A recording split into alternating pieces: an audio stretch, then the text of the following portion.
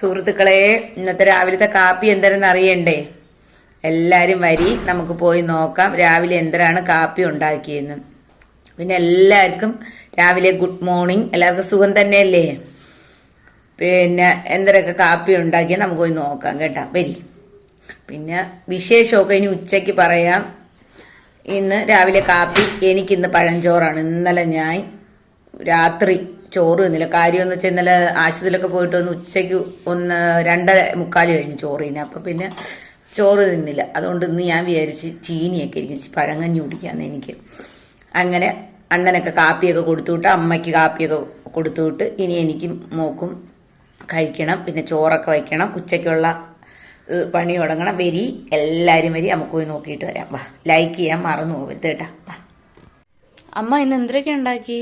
ചപ്പാത്തി, ഇഡ്ഡലി, അച്ചാച്ചനും അമ്മാമ്മയ്ക്കും, പിന്നെ ചമ്മന്തിക്കറി അല്ല, തക്കാളി ചട്നി, പിന്നെ കടലക്കറി ഇന്നലത്തെ, പിന്നെ തേയില വെള്ളം, പിന്നെ അച്ഛന് ചോറ് കൊണ്ടുപോകണം. അങ്ങനെ ചോറ്, മീൻകറി പറ്റിച്ചത്, മീൻ പൊരിച്ചത്, മുട്ടത്തോരൻ, പുളിശ്ശോരി.